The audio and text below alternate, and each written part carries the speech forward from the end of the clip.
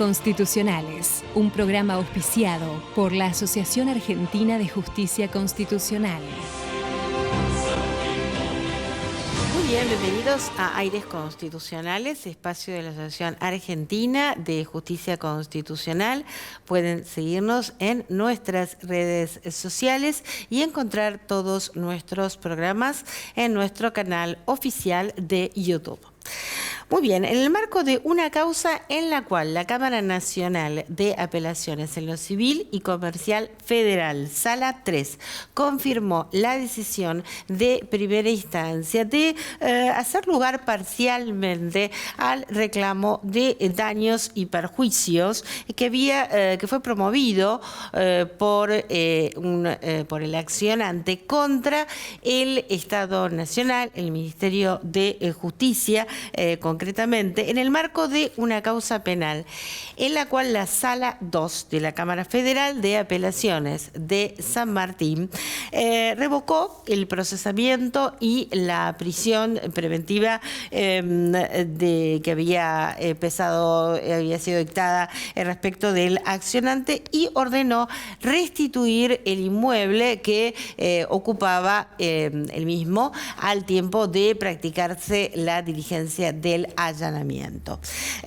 Contra este pronunciamiento interpuso un recurso extraordinario federal el Estado Nacional, que fue denegado, y así presentada la pertinente queja, intervino la Procuradora Fiscal, que recordó que la Corte tiene dicho que para responsabilizar al Estado de un error judicial, esta responsabilidad no opera automáticamente, ha dicho la Corte, sino que previamente el acto debe ser declarado ilegítimo, ese acto jurisdiccional que dictó la prisión preventiva y el procesamiento, así como también que el hecho que haya sido revocada en una instancia de revisión estas medidas, o sea, salvo que el acto que teóricamente sería el que genera las consecuencias dañosas en el accionante, hubiese sido un acto que esté manifiestamente infundado y fuera arbitrario, de acuerdo a las circunstancias de la causa, lo cual no se observó en el presente expediente. Así las cosas, entonces la Procuradora Fiscal opinó que correspondía hacer lugar a la queja, declarar procedente el recurso extraordinario y dejar sin efecto la sentencia apelada. La Corte, siguiendo la opinión de la Procuradora, con el voto conjunto de los doctores Rosenblatt y Lorenzetti y el propio del doctor Rosati, entonces falló en este sentido y ordenó que vuelvan los autos al tribunal de origen a fin de que se dicte una nueva sentencia. Ahora vamos a presentar al doctor Sergio Morano, que es miembro de la Asociación Argentina de Justicia Constitucional, de nuestro Instituto de Derecho Tributario, y es director del Instituto de Derecho Tributario del Colegio Público de Abogados de La Matanza. ¿Cómo estás, Sergio? Bienvenido. ¿Qué tal, Claudia? Un gusto compartir acá este nuevo espacio, como siempre, es un agrado. Gracias por la invitación. Bueno, contanos, ¿qué actividad se va a estar desarrollando en la asociación? Bueno, te pongo en conocimientos a todo el público, todos los televidentes. Bien, la idea es realizar, bien, este lunes próximo, 2 de marzo a las 14:30 horas, una actividad arancelada desde la Asociación Argentina de Justicia Constitucional vinculado con la ley de inocencia fiscal. Bien, esta ley tan particular, este nombre tan particular que tiene la ley, relacionado con lo que es toda la cuestión tributaria, con el uso de los dólares, ¿no? Estos dólares del colchón. La charla la vamos a estar dando quien acá le está comentando, quien está haciendo la presentación, y el doctor Esteban Fernández. Somos miembros tanto de la asociación como del Instituto de Derecho Tributario del Colegio de Abogados de La Matanza. Así que bueno, la idea es poner un poco en conocimiento del público en general, los contribuyentes y los profesionales, por medio de esta actividad. Vamos a poner el flyer, perdón, atrás, ahí está. Sí, por favor. De todo lo relacionado con lo que es el principio de inocencia fiscal, la ley, la modificación que se ha producido en el régimen penal tributario, la declaración jurada de ganancia simplificada, la cuestión relacionada con la prescripción y este uso de los dólares. Pueden ver en el pie de pantalla los medios para inscribirse en el encuentro por medio de WhatsApp o por medio del email. Ahí decimos del email, es info@ajc.com.ar y el WhatsApp, el teléfono 1136318077. Tal cual, el valor es simbólico con la finalidad de financiar a la asociación para poder difundir el derecho y en este caso en particular todo lo relacionado con el derecho tributario. Es interesante el asunto ya que vamos a tratar de poner claros sobre oscuros sobre la dinámica esto del uso de los dólares del colchón. ¿Qué pasa cuando uno va en el banco? Si hay limitaciones, si hay restricciones, si uno se está comprando un futuro problema. ¿Qué pasa con las cuestiones de las multas, del régimen penal tributario, de las causas que están en tratamiento y con las futuras denuncias que pueden llegar a existir y con una particularidad relacionada con lo que es la materia de prescripción, que se ha producido modificaciones en el Código Civil y Comercial de la Nación y también se ha producido una modificación en la Ley de Procedimientos Tributarios, donde se produce una reducción de lo que es el plazo de prescripción, que es interesante, que está muy vinculado con un término o una frase que es la cuestión de que no existan diferencias significativas, tema que ha sido en algún punto aclarado por medio de instrucciones, sí, bien así lo digo, por medio del ARCA. Así que bueno, trataremos de poner un poquitito de claro sobre oscuro, así que los esperamos en ese encuentro, que va a estar interesante y vamos a estar acompañados por los miembros de la asociación. ¿Cómo se desarrolla el encuentro? El encuentro es virtual. Es bien, virtual. Por Google Meet. Google Meet. Bien, se va a informar a todo aquel que quiera inscribirse, que se contacte hoy por esos el horario, medios. la fecha. 14:30, próximo lunes 2 de marzo, 14:30 horas. Así que los esperamos, va a estar interesante y bueno, vamos a poner a disposición todo nuestro conocimiento y trataremos de poner este claro sobre oscuro sobre las dudas que existen, que también nos abundan, que en alguna medida las continuamos, pero vamos a hacer el esfuerzo para tratar de aclararlo lo más que podamos. Bueno, o sea que el periodo de inscripción, bueno, ya está vigente y hasta, ¿cuándo se pueden inscribir? Hasta inmediatamente anterior al inicio del encuentro. Perfecto. Así que bueno, los esperamos a todos. Gracias por permitirnos esto. No, Muchas por gracias, favor, Claudia. Sergio. Y bueno, luego vamos a esperarte también para las conclusiones de la charla, ¿sí? En este mismo espacio. Será un gusto y aquí estaremos, como siempre. Bueno, muchísimas gracias. Bueno, muchas gracias a Muy vos. bien, nosotros ahora vamos a un breve corte y ya volvemos con más aires constitucionales hablando del conflicto colectivo. Aires Constitucionales, un programa auspiciado por la Asociación Argentina de Justicia Constitucional.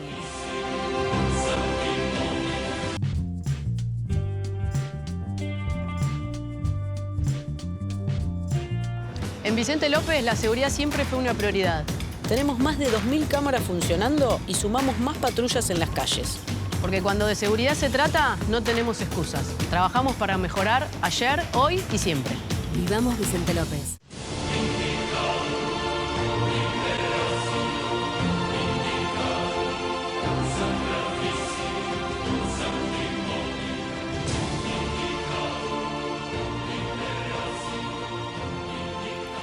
Muy bien, aquí seguimos en Aires Constitucionales. Nos acompaña hoy el doctor Francisco Brischetto, que es abogado, profesor universitario, integra nuestra asociación, el Instituto de Derecho Aduanero y Comercio Internacional. ¿Cómo está, Francisco? Nuevamente en esta segunda parte para tratar el tema conflicto colectivo, que es tan interesante respecto, bueno, de distintas cuestiones vinculadas a el consumo, al medio ambiente. Bueno, ya entonces nos vas a explicar. Bueno, es un placer nuevamente estar con ustedes, acá con Claudia, que siempre es muy generosa y muy, digamos, abundante en sus elogios, y poder tratar de explicar un poquito, el tiempo es muy limitado que tenemos Sí. para charlarlo, pero bueno, continuando un poco lo que hicimos en la primera parte, que fue sobre el tema precisamente qué son los procesos colectivos. Y yo recuerdo, y ahí lo reforzamos otra vez, que hay que tener en cuenta 4 ejes fundamentales, o quizás 5, cuando hablamos de los procesos colectivos.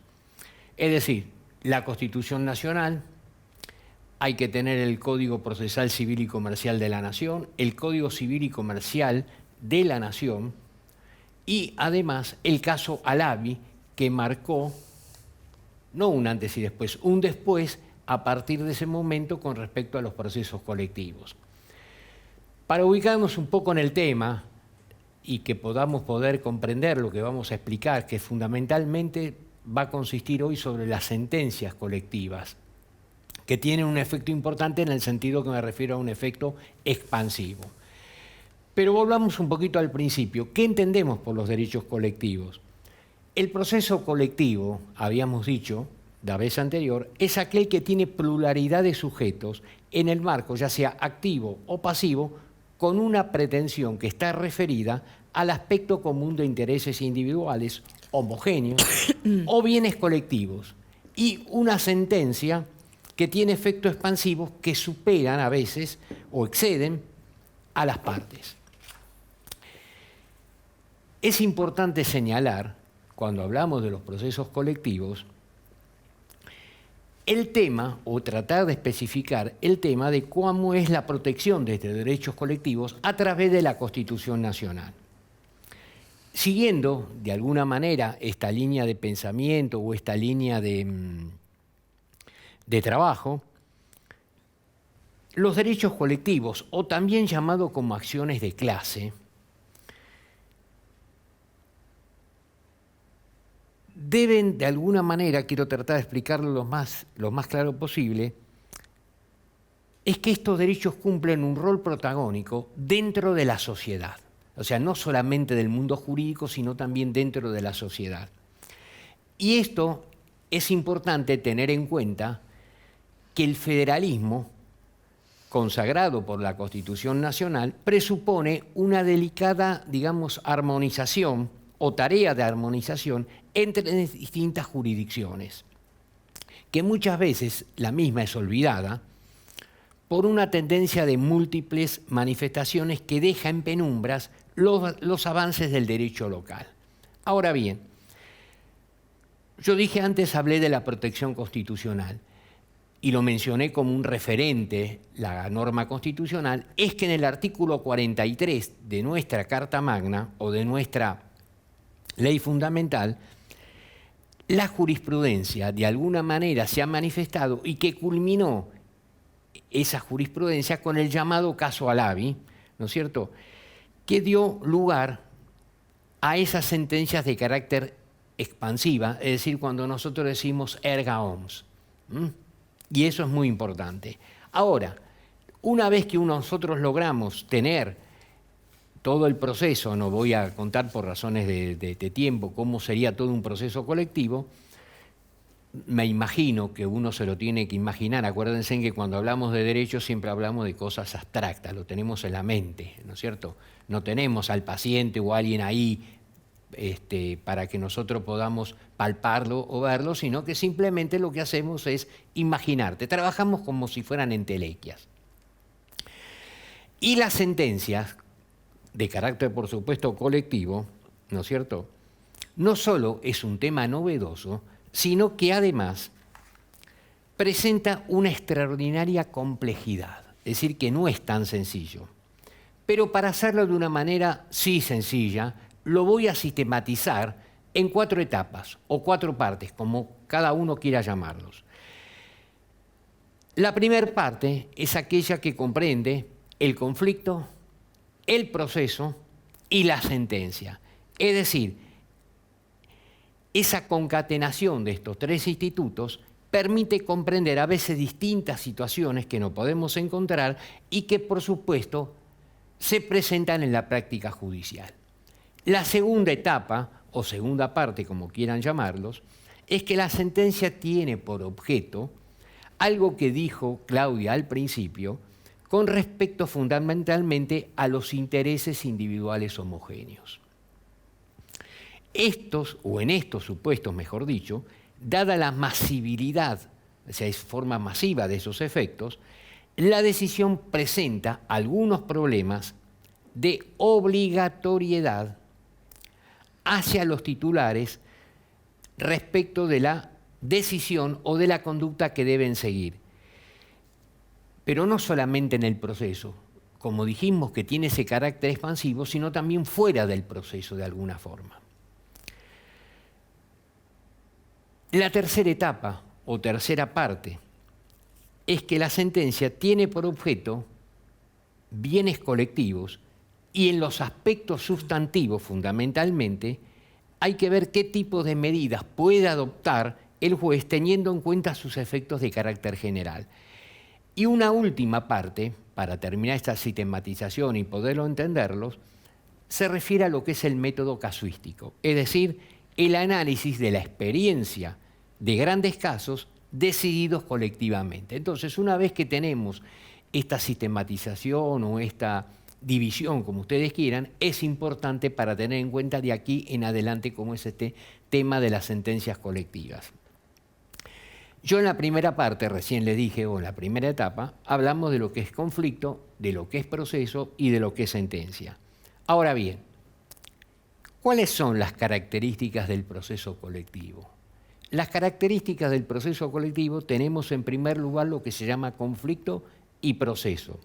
Es decir, los conflictos colectivos se tramitan mediante una multiplicidad de acciones diferentes en uno o en varios tribunales, en distintas jurisdicciones nacionales o transnacionales, y entonces provocan, ¿qué cosa? Numerosos inconvenientes. Yo me acuerdo, como experiencia, cuando estaba en el tribunal, a veces se planteaba este tipo de inconvenientes y entonces nosotros éramos de un determinado juzgado, el 14. Uy, pero hubo un conflicto en el 17. Claro. Y entonces habría este tipo, digamos, de desprolijidades desde el punto de vista jurídico. Por esta razón es necesario, y en esto específicamente el ministro de la Corte, Ricardo Lorenzetti, dice que tenemos que diferenciar muy bien, o tratar de hacerlo lo más claro posible, la diferencia entre el conflicto y el proceso, que dice que da lugar a 5 supuestos que son interesantes tenerlo en cuenta. ¿Cuáles son? Pluralidad de procesos individuales decididos por un tribunal. Segundo, pluralidad de procesos individuales decididos por varios tribunales. Tercer lugar, el proceso colectivo de origen, o que origina, mejor dicho, procesos individuales. Procesos colectivos fraccionados. Y el proceso colectivo único. Es decir, estas cuestiones hay que tenerlas en cuenta cuando tenemos delante de nosotros un tema de los procesos colectivos. Yo dije, teníamos que tener distintas características. Dije conflicto, dije conflicto, proceso, y además dije el tema de fundamental, que es el tema de una sentencia. Eso sería en primer lugar. En segundo lugar, existen los llamados procesos policéntricos. Esto quiere decir que el conflicto colectivo da lugar a un proceso policéntrico.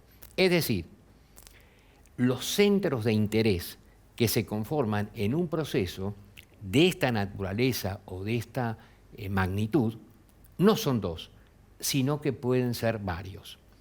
Es decir, que esa bipolaridad que aparece en este tipo de conflictos, del punto de vista de la bipolaridad clásica, tenemos una multiplicidad en los 2 supuestos que estudiamos, es decir, multipolaridad. Y entonces tenemos que tener en cuenta 2 aspectos fundamentales. Uno por el tema del actor, que es aquel que presenta una demanda colectiva que está en busca o buscando permanentemente actuar como legitimado de carácter extraordinario por la tutela de un bien que no es su titular. Y en segundo lugar, es tener en cuenta que la decisión que se tome afecta a varios centros de interés que pueden participar en el proceso. La Corte Suprema de la India podría interesar a los empresarios, los trabajadores, los habitantes de la ciudad donde estaban instaladas, lo que habita en la ciudad cercana donde se ordenó el traslado, el gobierno nacional y el gobierno provincial. Eso sería en un aspecto. El segundo aspecto es que en acciones referidas a intereses individuales homogéneos, hay muchos centros de interés en la parte accionante, porque si bien la causa es común, la medida del interés de cada acción es distinta, lo cual puede influir en el caso de una transacción o en el curso de un proceso. Bien. Francisco, ahí quisiera hacer un alto un poco en el camino. Entonces, a ver, primero, como condición necesaria, tenemos que tener intereses individuales homogéneos. Claro, y que pueden darse en diferentes jurisdicciones. Claro. ¿Y qué sucede? ¿Puede haber fallos contradictorios? Claro, ese es otro de los problemas que podría llegar a dar lo que llamamos con inseguridad jurídica, fallos contradictorios. Entonces tendría que concentrarse en un determinado registro, en algún centro en el cual se ocupen estos temas, porque es lógico que pueda haber obviamente. Y ahí tenés la vía normal, tenés, digamos, después llegan a la Corte. Una forma sería que lleguen todos después a la Corte y que la Corte decida con una solución, final. Claro. Y única. Claro, pero también... Pero el tiempo, el plazo razonable se te va cuánto. Que los fallos de la Corte no son vinculantes. Claro, además. Ese es el otro problema que aparece, no son vinculantes, pero lógicamente... Pero en este caso, no son vinculantes, pero a ver, en este caso, si vos tenés una asociación de consumidores X que está representando a los consumidores de un servicio público, por ejemplo, puede ser. Claro, entonces ahí el fallo de la Corte, cómo se exprese en tal sentido. El fallo de la Corte sería, como dijimos, expansivo para todos esos que, ¿no es cierto?, que tienen esas dificultades de alguna manera, porque de esa manera, no solamente de la seguridad jurídica, sino sería un dispendio jurisdiccional terrible. Entonces, pero por eso, entonces ahí sería, por eso muchas veces con un registro. No, pero los que están representados, que lo mismo sucede con los sindicatos y demás, los que están representados, los que tienen una legitimación para representar, una legitimación procesal allí, para representar a un grupo determinado, el efecto es sobre ese grupo. Claro. Ahí sí lo tenés vinculante. Sobre ese grupo. Ahí sí lo tenés vinculante. Pero, bueno... Distinto es el caso que la Corte falla, para uno y es para ese, pero no es el caso que falla para uno. No, falla para el de ese grupo. Y entonces en ese caso tenés para ese grupo. Exactamente, y uno lo puede, como precedente, ya remarcarlo de alguna manera. Porque, ahí es importantísimo la intervención de la Corte, porque imagínense la cantidad de cuestiones que se pueden llegar a plantearse. Claro. Y eso produce una determinada inseguridad, inestabilidad, lo que ustedes quieran. Porque obviamente cada uno tiene su propia posición, su propia opinión. Pero es conveniente, como pasó con Alavi. Claro, y además es conveniente en el sentido de, imaginemos esto, digamos que se atomice, o sea, que todos estos intereses individuales homogéneos, si se dividieran en tantas partes como componen el todo, sería un dispendio procesal tremendo. Entonces, lo que hacemos acá es... Y lo que vos decís, también por eso es importante tener presente, cuando hablamos de los intereses difusos, cuando hablamos de los derechos subjetivos y cuando hablamos del interés simple, que por supuesto que es bastante complejo cuando hablamos de los derechos difusos. Será cuestión quizás de otro programa, pero creo que también esto es importante para resaltarlo y tenerlo presente. Claro, entonces, digamos que, y ya es como que estamos también concluyendo, en este sentido, el aspecto positivo que tienen estos procesos que van a aunar la conflictiva respecto a un determinado grupo de gente, Claro. de personas, Y- de sujetos con intereses homogéneos. Homogéneos. Ahora, una de las desventajas que puede haber es que este conflicto se presente en diferentes jurisdicciones Exactamente. y que tengamos fallos contradictorios o que entre sí. Exactamente. Y entonces ahí sí, la vía de unificación es la Corte. Exactamente, es la Corte. Y la Corte cómo va a ordenar, porque ella siente un precedente y después va a fallar de acuerdo a los precedentes de, acuerdo al un precedente, caso, sí, excepto habiendo que- pasado por el superior excepto tribunal que, de bueno, cada una de esas jurisdicciones. Exactamente. Claro, Eso ahí es donde tenés ese claro, principio ordenador. Eso sería importante, pero además, vuelvo a reiterar, tenemos nosotros un sustento constitucional. Sí, por Ese artículo 43 en el segundo párrafo que habla precisamente de las acciones, de los procesos colectivos, es que da determinado respaldo. Por eso lo dije al principio, Claro. la Constitución Nacional, tanto el Código Civil y Comercial de la Nación, el Código Procesal Civil y ese caso Alavi, Sí, que de sí. alguna manera marca un sendero a cómo tiene que seguir, ¿no es cierto?, de alguna forma. Bueno, me parece es que cierto? hemos concluido muy bien este tema. Te agradecemos muchísimo, Francisco, por tu presencia. No, al contrario. Tu distinguida Y- presencia en el programa, siempre enseñándonos. Y siempre a disposición y vuelvo a reiterar, es un tema que da para largo, Da para muy mucho. complejo como os dije, ¿no es cierto? Si Pero me bien, como parece que al decíamos, final Claudio, hemos pero bueno, concluido de tal pero manera que hemos, quedó claro. de alguna manera Por ese terminado. tema complejo también. Bueno, muchísimas gracias. Por favor, Francisco, Claudia, gracias. y muchas gracias por la invitación nuevamente. Hasta el Buenas próximo tardes. programa. Gracias. Entonces, nos despedimos, como siempre, aquí en Metro.